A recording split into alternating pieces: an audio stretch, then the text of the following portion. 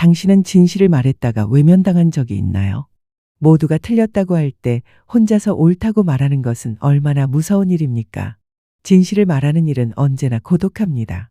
갈릴레오 갈릴레이는 그 사실을 누구보다 잘 알고 있었습니다. 그는 하늘을 올려다보며 우주의 질서를 관찰했습니다. 그리고 말했습니다.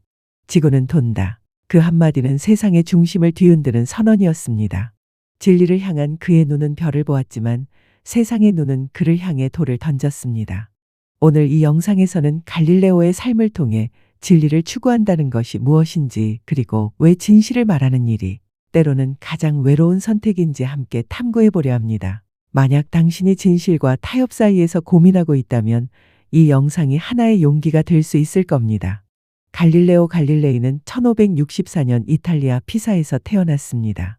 그는 의사가 되길 원했던 아버지의 바람과 달리 수학과 물리학에 빠져들었습니다. 젊은 갈릴레오는 호기심 많은 학자였습니다. 그는 질문하는 것을 멈추지 않았습니다. 왜 물체는 떨어지는가? 왜 진자는 같은 주기로 흔들리는가? 1609년 갈릴레오는 네덜란드에서 발명된 망원경에 대한 소식을 듣고 직접 더 강력한 망원경을 만들었습니다. 그리고 그 망원경을 통해 하늘을 보았습니다. 그리고 그가 본 것은 충격적인 장면이었습니다. 달에는 산과 계곡이 있었고 목성 주위에는 위성들이 돌고 있었으며 금성은 달처럼 위상 변화를 보였습니다. 이 관찰들은 하나의 결론을 가리켰습니다. 지구가 우주의 중심이 아니라는 것. 코페르니쿠스가 이론으로 제시했던 지동설이 사실이라는 것. 갈릴레오는 이것을 세상에 알리기 시작했습니다. 갈릴레오는 과학자이기 전에 철학자였습니다. 그는 세상을 단순히 측정하고 계산하는 존재가 아니라 질문하는 존재로 살았습니다. 나는 세상을 믿지 않는다. 나는 진리를 믿는다. 이 말은 그의 생애 전체를 요약하는 문장이 되었습니다. 진리를 향한 그의 믿음은 신념이 아니라 생존이었습니다.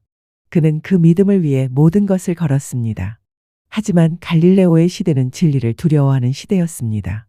당시 유럽은 교회가 지배하던 시대였습니다. 교회의 권위는 하늘의 법칙보다 우위에 있었고 인간의 사유는 신앙의 틀 안에 갇혀 있었습니다. 교회는 아리스토텔레스와 프톨레마이오스의 우주관을 받아들였습니다. 지구가 우주의 중심이고 모든 천체가 지구 주위를 돈다는 것. 이것은 단순한 과학 이론이 아니었습니다. 그것은 신학적 세계관이었습니다. 신이 인간을 위해 우주를 창조했고 따라서 인간이 사는 지구가 중심이어야 한다는 것. 갈릴레오의 발견은 이 모든 것을 위협했습니다. 하지만 갈릴레오는 묻습니다. 신이 우리에게 이성을 주신 이유는 생각하지 말라는 뜻인가? 그는 신앙을 부정한 것이 아니었습니다. 오히려 그는 신실한 가톨릭 신자였습니다. 그는 단지 신의 창조 질서를 올바르게 이해하려 했던 것입니다. 그는 말했습니다. 성경은 우리에게 하늘에 가는 법을 가르치지 하늘이 어떻게 가는지를 가르치지 않는다. 그러나 그 진심은 오해받았습니다. 1616년 교황청은 지동설을 이단으로 선언했고 갈릴레오에게 더 이상 그것을 가르치지 말라고 경고했습니다. 갈릴레오는 한동안 침묵했습니다. 하지만 1632년 그는 두 우주 체계에 관한 대화라는 책을 출판했습니다. 이 책은 지동설과 천동설을 대화 형식으로 비교하는 내용이었습니다. 교황청은 분노했습니다. 갈릴레오는 로마로 소환되었고 종교재판에 회부되었습니다. 1633년 70세의 노인이 된 갈릴레오는 재판정에 섰습니다. 그는 협박과 고문의 위협을 받았습니다. 결국 그는 무릎을 꿇었습니다. 사람들은 그를 굴복했다고 말했습니다. 재판정에서 갈릴레오는 자신의 주장을 철회했습니다. 나는 지구가 움직이지 않고 우주의 중심에 있다고 믿습니다. 그는 이단의 죄를 뉘우치고 평생 가택 연금형을 선고받았습니다. 그러나 그의 마음은 꺾이지 않았습니다. 법정 밖으로 나가며 그는 조용히 중얼거렸다고 전해집니다. 그래도 지구는 돈다. 이 말이 실제로 했는지는 역사적으로 확실하지 않습니다. 하지만 이 말은 진실입니다. 왜냐하면 그것이 갈릴레오의 정신을 완벽하게 표현하기 때문입니다.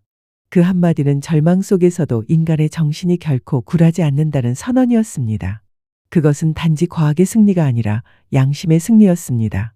갈릴레오는 그 후 9년을 가택연금 상태로 살았습니다. 그는 외출할 수 없었고 방문객도 제한되었습니다. 하지만 그는 멈추지 않았습니다. 그는 자신의 삶을 통해 진리를 증명했습니다. 그는 계속해서 연구하고 글을 썼습니다. 그의 마지막 저작 두 가지 새로운 과학은 가택 연금 중에 완성되었고 몰래 네덜란드로 보내져 출판되었습니다. 망원경으로 하늘을 관찰하고 달의 그림자와 행성의 궤도를 기록하던 그 시간들.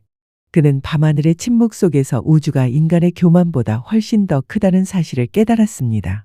진리는 우리의 믿음이 아니라 존재 그 자체다. 그는 세상이 부정해도 우주는 여전히 돌아가고 있음을 알고 있었습니다. 갈릴레오는 세상과 싸웠지만 증오하지 않았습니다. 그는 말했습니다.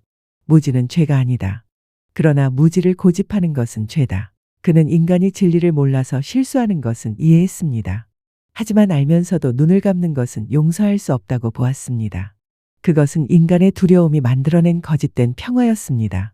갈릴레오는 고통 속에서도 유머를 잃지 않았습니다. 나는 늙었지만 아직도 하늘을 본다. 그는 말년에 눈이 멀어가면서도 별을 그렸습니다. 그의 육체는 쇠락했지만 그의 정신은 끝내 고개를 들었습니다. 세상은 그를 침묵시켰지만 그는 침묵 속에서 더 큰 목소리를 남겼습니다. 진리는 침묵할 수는 있어도 사라지지는 않는다. 1642년 갈릴레오는 78세의 나이로 세상을 떠났습니다. 그는 가택연금 상태로 죽었고 교회는 그에게 성대한 장례를 허락하지 않았습니다. 하지만 그의 제자들은 두려움 속에서도 스승의 이름을 지켰습니다. 그들은 갈릴레오의 저작을 보존했고 그의 발견을 세상에 알렸습니다. 시간이 흐르면서 진실은 드러났습니다. 뉴턴은 갈릴레오의 발견을 바탕으로 운동 법칙을 정립했고 과학혁명이 일어났습니다. 지동설은 더 이상 이단이 아니라 명백한 사실이 되었습니다. 1992년 교황 요한 바오로 2세는 공식적으로 갈릴레오의 무죄를 선언했습니다.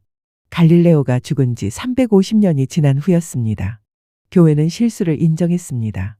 그러나 갈릴레오는 이미 그보다 훨씬 오래전에 인간의 기억 속에서 승리하고 있었습니다. 갈릴레오는 신을 부정한 과학자가 아니었습니다. 그는 진리를 신의 언어로 이해하려 한 인간이었습니다. 그는 말했습니다. 자연이라는 책은 수학의 언어로 쓰여 있다. 그에게 우주의 법칙을 이해하는 것은 신의 창조를 이해하는 것이었습니다. 오늘 우리는 갈릴레오의 시대보다 훨씬 많은 진리를 알고 있습니다. 우리는 지구가 돈다는 것을 압니다. 우리는 우주가 얼마나 광대한지 압니다. 하지만 진리를 사랑하는 용기는 여전히 부족합니다. 갈릴레오의 시대와 마찬가지로 진실을 말하는 이는 여전히 고립됩니다. 우리 시대에도 진실과 권력이 충돌할 때 많은 사람들이 침묵을 선택합니다. 편안한 거짓이 불편한 진실보다 환영받습니다. 하지만 갈릴레오의 목소리가 속삭입니다. 진리를 두려워하지 말라. 진리를 숨기는 것이야말로 가장 큰 거짓이다. 갈릴레오의 삶은 우리에게 말합니다. 진리를 안다는 것은 외로움을 감당한다는 것이다. 그는 진리를 위해 외로움을 택했고 그 고독이 세상을 바꾸었습니다. 진리는 언제나 소수의 마음에서 시작됩니다. 그리고 그 작은 불꽃이 세상을 밝힙니다. 갈릴레오가 마지막으로 남긴 정신은 단순했습니다.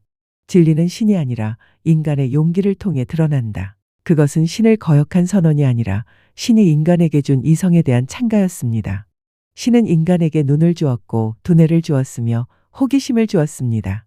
그렇다면 그것을 사용하는 것이 신의 뜻이 아니겠습니까? 오늘 우리는 각자의 진리를 살아갑니다. 그러나 갈릴레오의 이야기는 우리에게 묻습니다. 당신은 진실을 위해 무엇을 포기할 수 있는가? 세상이 외면하더라도 당신의 신념이 옳다면 그것은 이미 빛입니다. 진리는 언제나 외로운 길을 걷지만 결국 그 길만이 세상을 바꿉니다.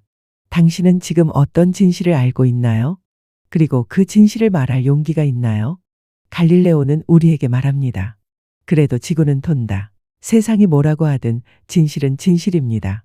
그리고 그 진실을 지키는 것이 우리의 몫입니다.